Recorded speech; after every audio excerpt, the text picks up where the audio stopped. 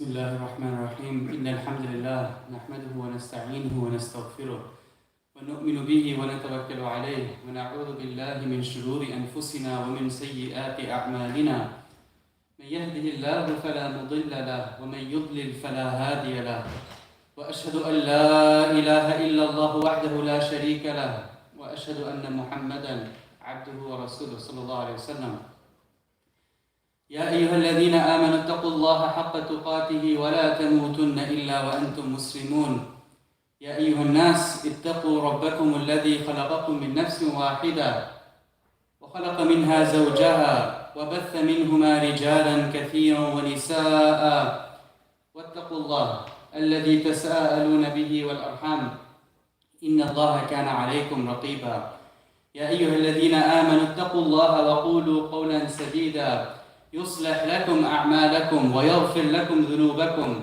ومن يطع الله ورسوله فقد فاز فوزا عظيما أما بعد فإن أصدق الحديث كتاب الله وخير الهدي هدي محمد صلى الله عليه وسلم وشر الأمور محدثاتها وكل محدثة بدعة وكل بدعة ضلالة وكل ضلالة في النار.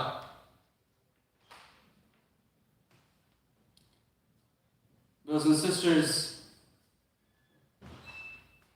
during the last few years of the Prophet ﷺ's life, living in Medina with his companions, the companions by that point had become accustomed to revolving their lives around him ﷺ. They would go out and they would seek their sustenance, but any free time they would have, they would flock to the Prophet ﷺ. They would take turns in business to see who could benefit from him ﷺ. They couldn't imagine that he would pass away in their lifetimes, knowing the amount of work that was left to do to spread Islam through every corner of the world.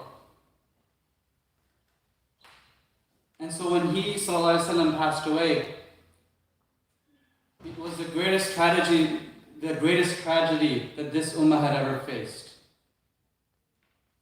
Reports of Sahaba entering Medina and upon hearing the news, just collapsing from their camels and going into utter shock. Many of the senior Sahaba, including Umar originally disbelieving, being unable to believe that he ﷺ had passed away, threatening to hurt anybody who claimed otherwise. But as the news slowly became processed and as they went through the stages of grief, the companions began to ask the family of the Prophet ﷺ, tell us more about him in his private life. We owe so much gratitude to our mother of the believers, Aisha radiallahu anha, who narrated hundreds of hadith about their personal interaction, upon how he was at home. For when they would ask her questions, they would say, how would he be at home? And the way they would ask it, they were basically saying that we see him propagating the message, being a prophet, leader, messenger in front of us. How was he at home? How was he when he let his guard down in front of his own family?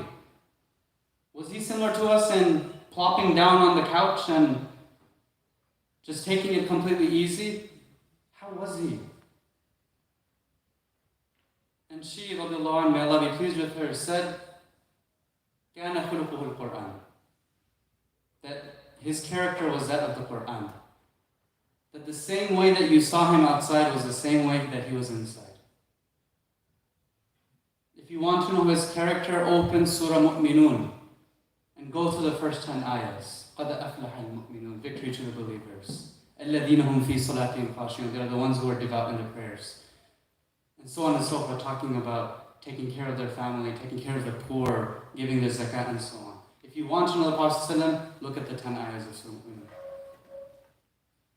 And they continue to ask her that how was he when he would enter the house. She says that he would enter and he would continue his duties towards the family. He would give his rights to his family. He would check his own clothing, sallallahu alaihi wasallam, for lice, see if he had any on him. He would look at his clothes, and if anything needed sewing, he would sew it himself. He would prepare dishes. He would clean his dishes. He would milk the animals. The Prophet of Allah, the best of Muslims, inside of his house. Brothers and sisters,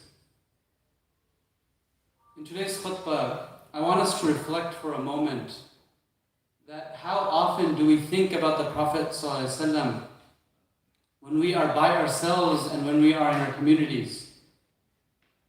This month is a month devoted to domestic violence, awareness, to avoid such acts in our community, inside of our own homes.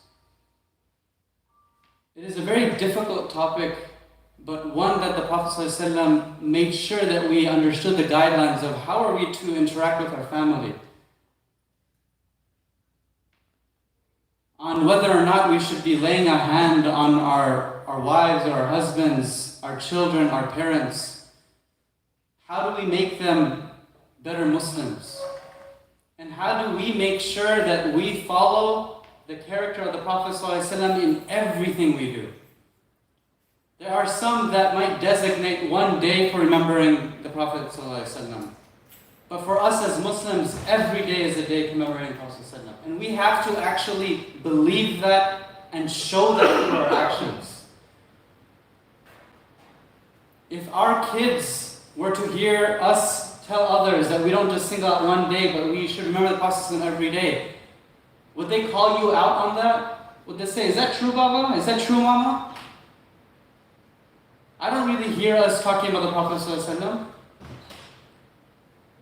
I don't see you acting like the hadith that I hear on Fridays. I don't see the Prophet ﷺ being represented when you're angry. These are hard questions for us to answer, but ones that we must ask ourselves. So that if we believe that we are truly living the sunnah of the Prophet ﷺ, we should ask ourselves, how often do we think about him? How often does he come to mind? The Sahaba continue to ask Aisha radhiyallahu anha, tell us more. Tell us about one of those moments that was truly wondrous, that was truly amazing to you, of all the moments that you experienced with him, sallallahu alaihi wasallam, privately. She became quiet. And after a little bit, she began to cry. She began weeping from the memories of him, sallallahu alaihi wasallam. She says, one night he came home and our skin was touching. They were cuddling as a couple may. And he asked her permission, as a husband, as a prophet, that, oh Aisha, is it okay if I begin my prayers earlier? It was the habit, the custom of the Prophet ﷺ, that he would sleep for a portion of the night and then he would get back up for the tahajjud, for his 8 rak'ahs. But today he was asking, is it okay if I start my prayer earlier? And she radhiyallahu anha answered in her eloquent way. She says, oh Rasulullah, I love being close to you, but I also love that which you love. So if you wish to pray, please pray. Showing the courtesy that husband and wife were giving each other. And so he, sallallahu alaihi wasallam, taking a break from his usual routine, he stands up and he begins the salah. And she says, as she witnesses this ibadah, this worship, she notices that he begins weeping uncontrollably. That tears are falling more than usual, to the point that his entire beard was soaked with tears. After the salah, to comfort him, she asks, oh Rasulullah, all of your sins have been forgiven. Why did you cry that way? And he says his famous words, that should I not be a grateful servant? And then he adds on that yesterday the verses in Surah Al-Baqarah were revealed. The verses, إِنَّ فِي خَلْقِ السَّمَاوَاتِ وَالْأَرْضِ وَاخْتِلَافِ اللَّيْلِ وَالنَّهَارِ وَالْفُلْكِ الَّتِي تَجْرِي فِي الْبَحْرِ بِمَا يَنْفَعُ النَّاسِ وما أنزل الله من السماء من ماء فأحيا به الأرض بعد موتها وبث فيها من كل دابة وتصريف الرياح والسحاب المسخر بين السماء والأرض لآيات لقوم يعقلون. The verse that verily in the heavens and the earth and in the ships that sail across water and in the winds that carry it, and mentioning the various signs of the creation, that there are verily in them signs for those who reflect. He, sallallahu alaihi wasallam, was in this moment of deep reflection. And for us as Muslims, we take away from this wondrous moment that Aisha is sharing, that he, sallallahu alaihi wasallam, was teaching us that in everything we see around us should remind us of Allah. That in the Hadith Qudsi, as Allah subhanahu wa ta'ala shares with us, to the Prophet ﷺ, that when we get closer to Allah through our fara'id, through our obligatory and the nawafil and the supererogatory acts, the optional acts, that Allah subhanahu wa ta'ala says that I become the eyes with which He sees. I become the feet with which He strikes the ground as He walks. I become the hearing with which He hears. Meaning that everything that we do is connected back to Allah and His Messenger sallallahu alaihi wasallam. This was the divine prerogative that we were given. And so when we interact with our family, we do not have that excuse of saying, I had a tough day at work. I'm going to now unload on my family. You won't believe the amount of meetings, the amount of stress, deadline, tasks, reports, etc. that I had to go through today. And so I deserve to be cranky when I come home. I deserve that my feet should be massaged, that hot food should be on the table, that my clothes should be changed for me, and the bed should be done when I enter. And if everything's not to my satisfaction, then you will get a taste of my anger. Anger isn't a sign of manhood. Control is. And we learn this repeatedly through the life of the Prophet. The first thing to keep in mind, number one, as we just shared, is remembering Allah watches us and that we should view everything from the lens of Allah and the Prophet. That every action that we do, we should ask ourselves, what would he ﷺ do right now? There was once a woman that came to the Prophet ﷺ, and she came complaining of domestic abuse. She says, my husband hurt me. He struck me yesterday. And he ﷺ was usually someone who was always very forgiving and very patient. But his face became red when he heard this. And he told her, go back to your husband and tell him that the Prophet ﷺ forbade you from hitting you. This isn't the way of Muslims. She goes back, she comes back the next day and she said, he did it again. He did it again. He ﷺ rips a piece of his thobe, of his garment, and he gives it to her. And he says, go back to him. Tell him this is from the Prophet ﷺ. This is literally his clothing. Meaning we as Muslims are the fabric upon which each one of us rests. That this is an actual seal of the Prophet. And tell him that the Prophet ﷺ once again tells you not to hit you. She comes again in tears a third day and says, he did it again, O Rasulullah.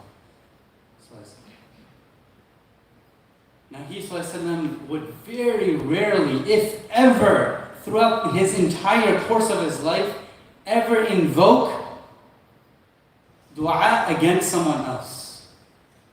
Even when his people would hurt him, he would say, oh Allah, forgive them for they do not know. In the words of Isa alayhi salam. Even when he would be pelted with stones, he would ask for their forgiveness. Always looking towards their betterment. But even he, sallallahu alaihi wasallam, in that case, he put his hands up and he made dua against those that hurt their family, against this man. Only in a few instances do we have this, where when the Quraysh had, for example, once bullied the Prophet to the point that even when he's praying, they're throwing intestines on him, where he can't get up without the help of his daughter removing the intestines. And he made dua for each one of them singularly. And then each one of those people that he mentioned by name, each one of them faced a horrific death either in Badr or afterwards. This man, sallallahu alaihi wasallam, whose du'as always manifested to be true, then made dua against someone who hurt their family. This same command goes for each one of us, brothers and sisters. That we cannot blame our genetics and say, I have anger that courses through my family. Don't you know where my family's from? Don't you know the area of the world where I come from? We are known for our hot blood, as if we're saying it with some pleasure. This was not from the way of the Prophet. It didn't matter if our ancestors came from the mountains, or if they came from places with treacherous streams, that somehow justify the way that we act. No.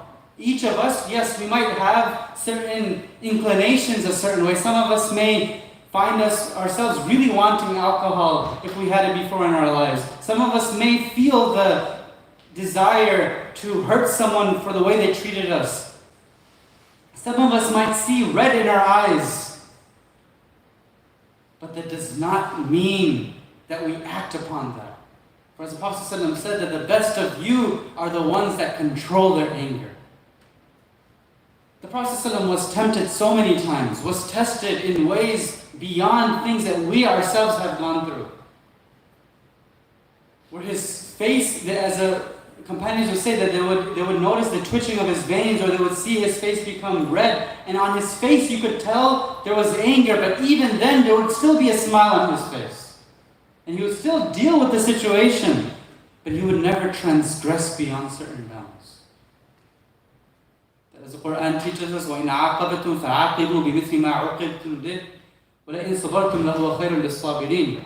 That if someone takes away from your rights, if someone hurts you, if someone transgresses against you, then you may return similarly to what they did. Similar is the key word.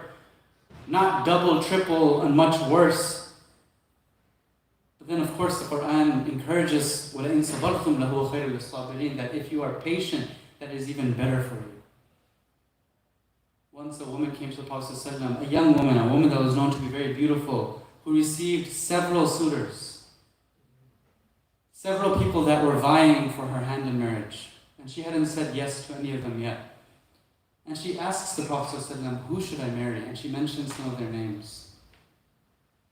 And he ﷺ gives reasons for not to marry some of them, and one of them he mentions, don't marry him for he is known to hurt his family. He is known to strike his family. He ﷺ was once asked about from his companions, from his family, and one of the Sahaba, Anas bin Malik, who used to spend a lot of close time with him, he was asked and he said that I have never seen him ever hit a woman, a slave, a young boy, a young child, ever. That wasn't from his way. When we look at ourselves, is this the way that we are acting with our family members? أقول قولي هذا وأستغفر الله لي ولكم ولسائر المسلمين فاستغفروه إنه غفور رحيم.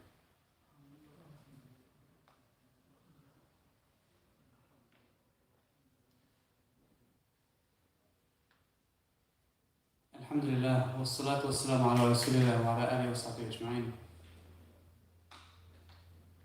Brothers and sisters, there are some that single out one day of celebration for the Prophet ﷺ. Some will call it Mawlid, some will call it Milad. Something that was brought into the practices of our religion by some 600 years after the death of the Prophet ﷺ. For us, we commemorate and remember him every day. We celebrate the fact that he was brought into this earth.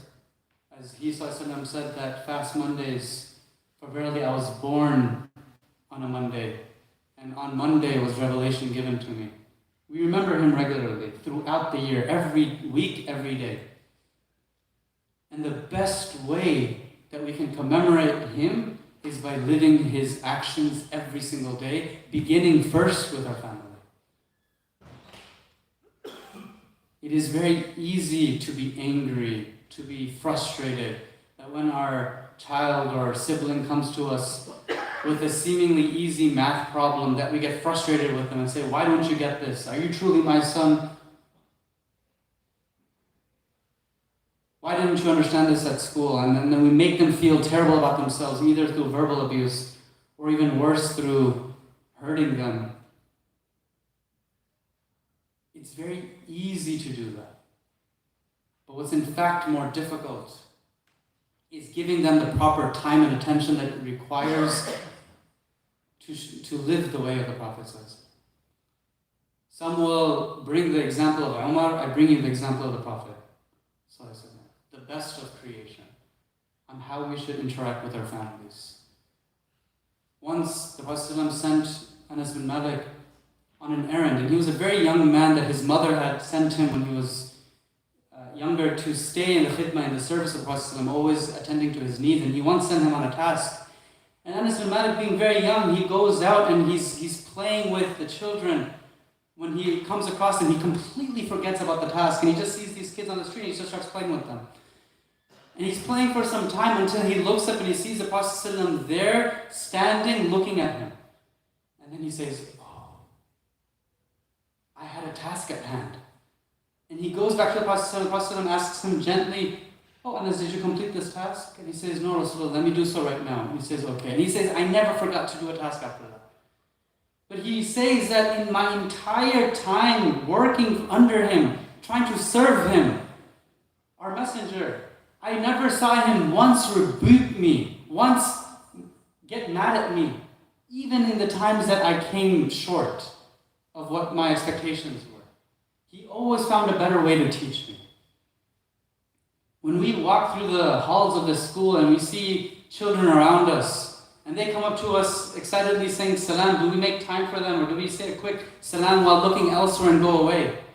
If we see a kid crying, do we make time, sit down with them and say, "What's wrong? Talk to me more"? As Prophet was reported to do on multiple occasions. When our families tell us, "We don't see you enough," do we make time for them? If we truly want to say that we are followers of Prophet ﷺ, it begins at home. And so I encourage all of you, if you take one thing away from today's talk, it is number one, that anger isn't the solution for the problems that we might face. Rather, the way of the Prophet, the Sunnah, is the answer. And number two, as we look around, every single moment we should ask ourselves, what would the Prophet ﷺ do right now? I end with one last plea, inshallah. Inshallah, following the khutbah, there will be a short fundraiser for a masjid that is being built. One of the best ways that we can commemorate the Prophet ﷺ is in spreading the message. As he ﷺ, when he was passing away, one of the last things he did was pull aside the curtain from his house, which was connected to the masjid, and he looked inside and he smiled as he saw the believers praying, as he saw the legacy of prayer being continued. Let us have the salawat of Allah, of the blessings of Allah being sent upon us as we donate for His sake and His sake alone in following the Sunnah.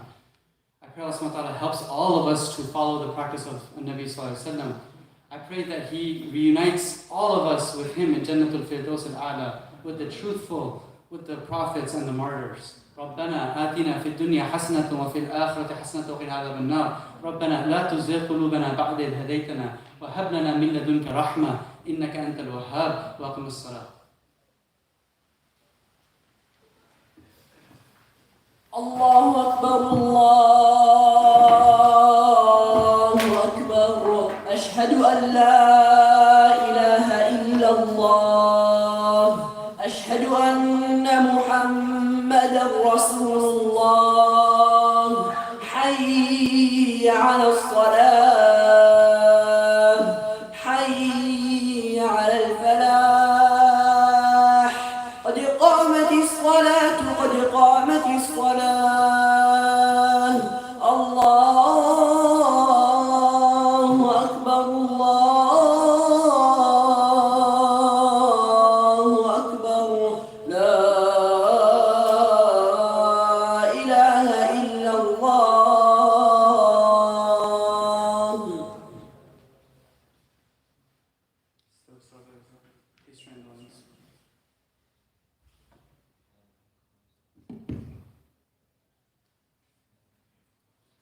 الله أكبر.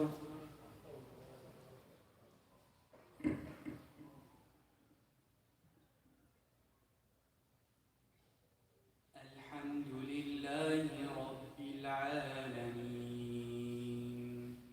الرحمن الرحيم مالك يوم الدين إياك نعبد وإياك نستعين اهدنا الصراط المستقيم صراط الذين أنعمت عليهم غير المغضوب عليهم ولا الضالين.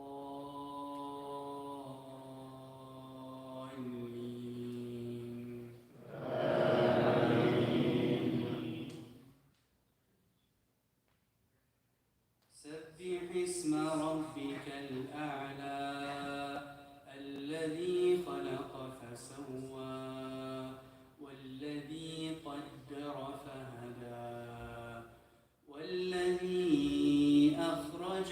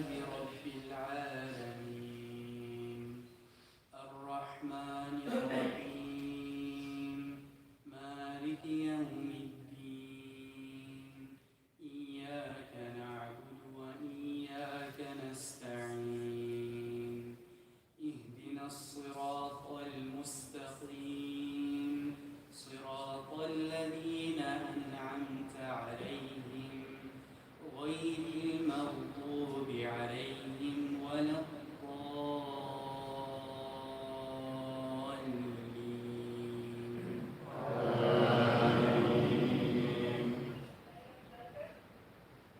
هل أتاك حديث الغاشية وجوه يومئذ خاشعة عاملة ناصبة تصلى نارا حامية تسقى من عين آنية ليس لهم طعام إلا من ضريع لا يسمن ولا يغني من جوع وجوه يومئذ ناعمة لسعيها راضية في جنة عالية لا تسمع فيها لاغية فيها عين جارية فيها سرور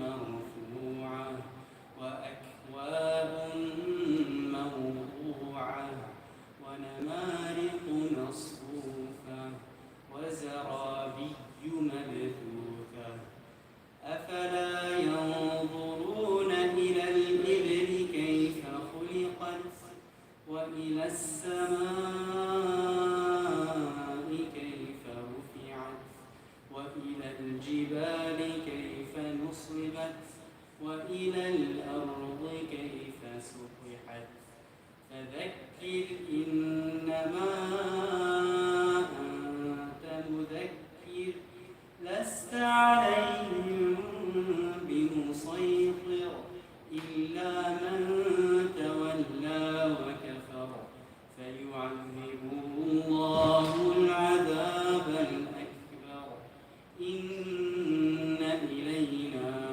إيابهم ثم إن علينا حسابهم.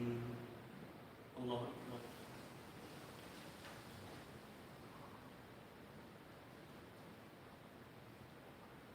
سمع الله لمن حمده. الله أكبر.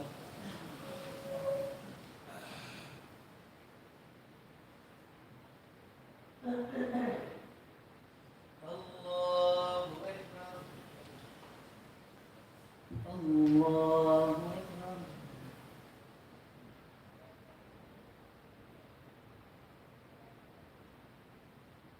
الله.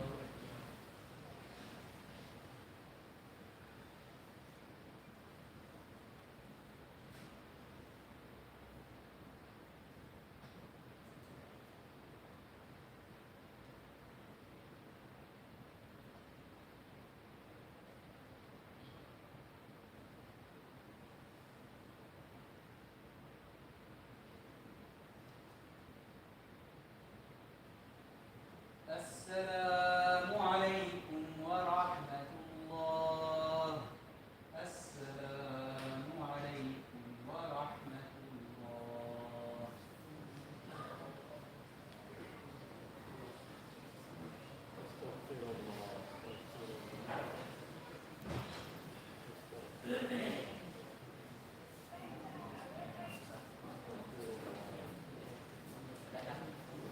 Assalamu alaikum warahmatullah. Jazakallah khair, Brother Arif, for that khutbah.